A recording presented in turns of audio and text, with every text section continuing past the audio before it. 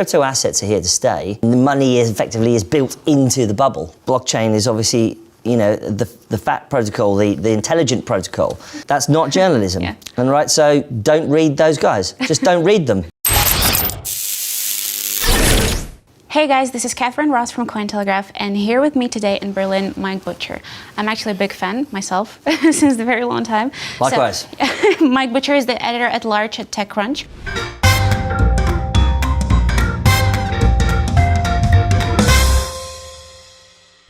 You've been visiting a lot of crypto events recently, right? Yes, of course. I mean, if you're a journalist trying to cover this space, it's sort of worthwhile to go to where the community is. But what did you first hear about crypto? Where? Oh, 2011, 12. Yeah. That early? I mean, It was like in the early stages, right? Yeah. And Obviously, it was mostly Bitcoin then. Yeah. You got interested, right? Yes, of course. Why did you decide to write about it and to cover it? Well, I think what's fascinating about it is that we're all familiar with TCP/IP as a dumb protocol, but blockchain is obviously the fat protocol, the intelligent protocol that is effectively going to be the new wave of the future. Okay. And it's mainly blockchain technologies and implementations and projects that I'm interested in writing about and covering. And of course, the cryptocurrency market is one aspect of what's going on. Yeah, it is a big one, actually. You've mentioned blockchain, projects and stuff. Anything you follow, anything you cover, like maybe something you're fascinated about the projects that are going on right now. Anything in particular? Well, I think the general theme of decentralization is really fascinating. We've had Google, Apple, Facebook, Twitter, Amazon effectively be the centralized networks for the last 25 years of the development of the internet. And what we're doing now is we're looking for the decentralized players of the future. I mean, the fascinating ideas. For instance, you could create a decentralized Uber. Yeah, I heard about it. Which would be an incredible kind of move, so the exciting thing about it is how we'll have brand new actors. There's a lot more sort of collaboration, of course, between all of these projects than in previous systems. So that's why it's so amazing. I mean, it's so nice to hear that you're a fan of the industry. I mean, you have not only general interest. So the crypto market itself is kind of immature. I'm sure you can tell, right? Of course, yeah. You saw the beginning of the tech market. Is it something that you're seeing right now? Like, the tech market is evolving, has been evolving, and the crypto market's so immature. And so is this like the same kind of bubble? Yeah, it's very similar to previous bubbles in many ways. What's different about it is the amount of money that's in this space. Yeah. Previously in the sort of the mid-late 90s, in order to be able to work in the internet space, you had to raise proper real money, and that was a different kind of era. But now, to be involved in this era, it requires. I mean, the money effectively is built into the bubble. Yeah. And so that's why it's so fascinating and potentially dangerous for some people, given that. For many people. There's such a lack of sophistication amongst people who want to be involved in this space, amongst whether or not they're investors or people who want to be involved in ICOs or whatever. Yeah.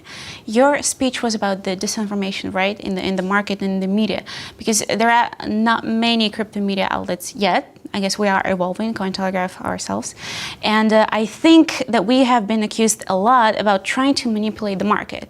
So my question is from you to you, like from a fellow journalist, is how to protect the media project about these accusations. Like, we're not trying to influence the market. We're trying to inform you guys.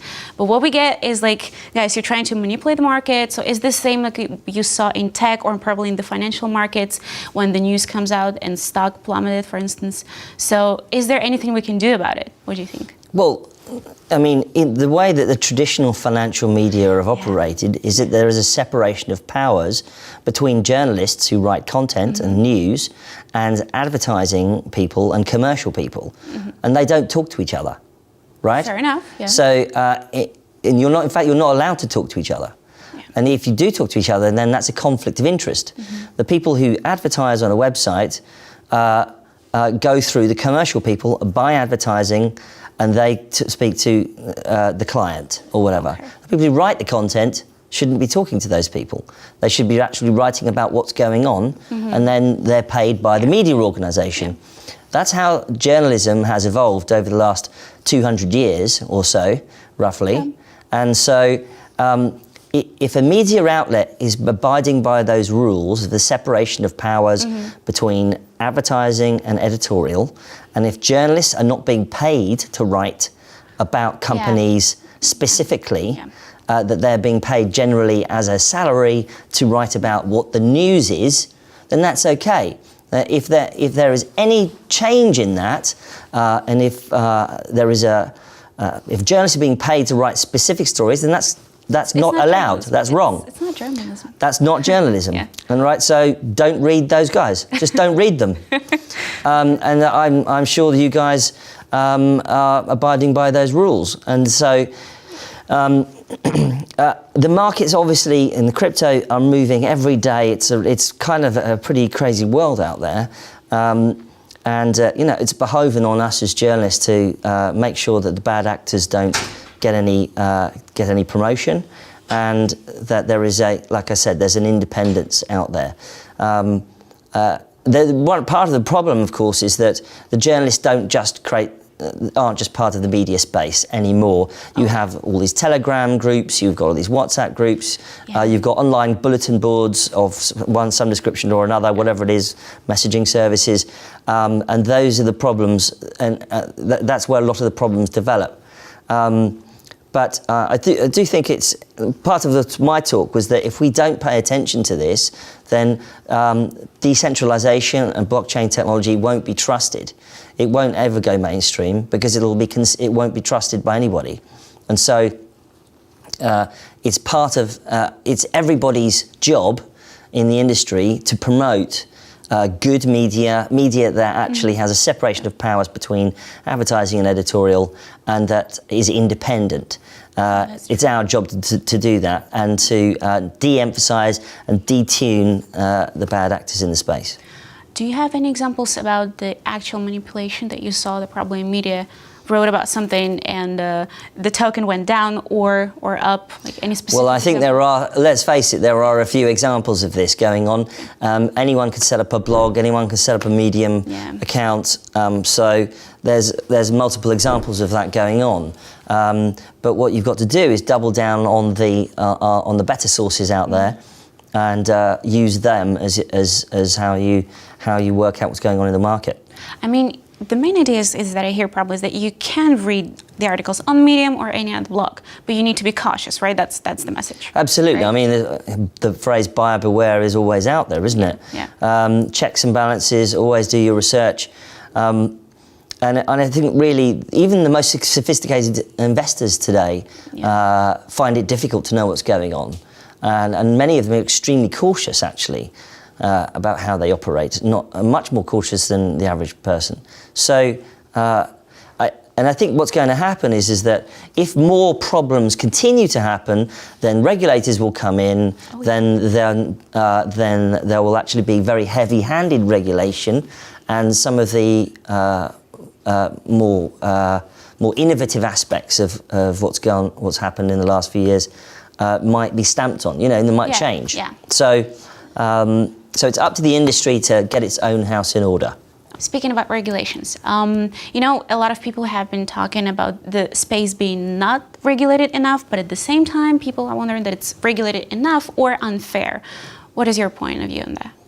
Well, it depends on whose regulation you're talking about. It's not regulated in the US at the moment because it's actually effectively cut off from the US. Well, the SEC are trying to do something, right? The Commission is trying to regulate the ICOs, and they're trying to regulate the crypto investors. There's some American citizens are not allowed to participate in some ICOs at this point. I mean, of course, every country has its own regulations, but in general, I mean, this space really needed, or it's going to evolve by itself, or it's very dangerous and it needs to be regulated more. What do you think? Well, it depends on which jurisdiction you're talking about. You've got Zug became very famous because it was able to regulate ICOs.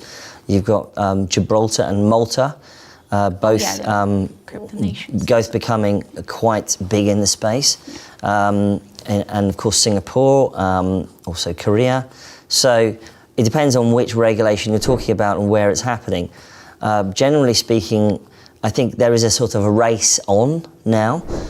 Even larger nations like France and the UK are looking extremely seriously at how these cryptocurrencies and ICOs can be regulated in a fashion which protects investors and protects the consumer. That there's going to be a race on. Whatever happens, there's a race on. Crypto assets are here to stay. That's absolutely true. The question is who's going to have the better regulation? And I think it's going to be interesting because the amount of volumes that will go through when a very large country like France or the UK gets involved could eclipse more forward-thinking regulators in other places. Yeah, that's true. But we'll see. We'll have to see. Yeah, also true. And from the government's point of view, do you think that governments need to embrace the industry to help it evolve, or because different countries definitely have different points of view, So should they embrace the industry, help it, I don't know, develop, or maybe it will be benefit? Well, I think many are. You've got the EU launching its new blockchain observatory, for instance. The Bank of England has got a fintech sandbox that's looking very seriously at the space. So they are engaging, and I think they're engaging as much as they can with the best actors there are out there. I think it's, as I said earlier, I think it's behoven on the biggest players in the space to also engage with regulators and policymakers about what's going on themselves, rather than ignoring that, because it might come back and hit them in the face. Also true. Okay, you're a very, very well interviewer, that. By the way, have you ever heard the comparison of the derivatives? I'm very nervous, sorry. Have you ever heard about the derivatives market being close to the crypto markets? Have you ever heard this? Well, there are some parallels, aren't there? Do you think it's facing the same regulations and the same attitude? Well, I mean, if you look at what's probably going to happen in the next year or so, next few months, next year, crypto assets will probably eventually be regulated like other kinds of assets to some extent, depending on what they are.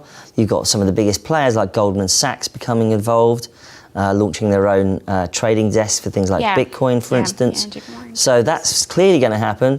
And then you've got some sovereign wealth funds becoming involved as well. So I think that there's, the legitimacy of the space is coming. It's not there quite yet in some places. But it makes a lot of sense if you think about it. Even sci-fi writers have been talking about the idea of having global currencies, which aren't fiat currencies, which are we've all heard of credits and things like Star Trek and Star Wars. So it's clearly that it's an idea that's whose time has come. Okay, you've obviously visited a lot of events, as I said before, and you've met a lot of people from the crypto industry. Is crypto community and crypto industry different from other communities? Are people different here? Probably more engaging or more closed, It depends. I mean, if you got talking about blockchain projects, they remind me of the early internet space with developers. Coming up with fascinating new ideas. Then you've got sort of people much more involved in crypto as as the currency side of things. I think, it's absolutely. It is sort of different actually from the traditional, shall we say, startup space where you have an entrepreneur and a venture capitalist. But the two are merging. If you think about 6 months ago or a year ago, the ICO space took off extremely quickly. Everyone was actually quite blindsided by how quickly it took off. And even traditional investors, say in the venture capital space, weren't really being involved. Now what's going on, certainly with private sales, private ICOs, is that you've got more traditional investors both becoming involved at the earliest phases of an ICO, the private sale. Yeah. And actually, sometimes even the public sale gets cancelled. Yeah, Got cancelled with Telegram. With Telegram. Or the public sale is changed or different, or there's a sort of 50-50 relationship later on with the public sale. But ultimately, if you want to build something, if you want to be an entrepreneur and you want to build something, you don't just, make some money from an ICO and then go and build it. What you do is you bring on other partners to help you build it, people who have networks and relationships that you don't have as an entrepreneur. And that really does require professional investors. Oh, yeah. Because they have the contacts, they have the know-how, the knowledge, they have the partnership relationships and the experience about how you scale a company, all the stuff that everyone is familiar with in the startup space. So the worlds are actually gradually starting to merge a bit. Okay, that sounds exciting, isn't it? Yeah. The guys actually from YouTube team asked me to ask you, what is the best way to benefit from the conference? So obviously it costs a lot for a participant to come here and to be involved. So any advice on how to, talk to people on how to get the best of it? It's always the same at every conference. Just learn how to network, learn how to introduce yourself well. I think the best way to do these things is just to introduce yourself, but talk about the issues. Display your knowledge. As soon as somebody starts pitching at you or selling, it's kind of discouraging. Yeah. So I think it's more interesting to have a conversation first and show how clever you are first.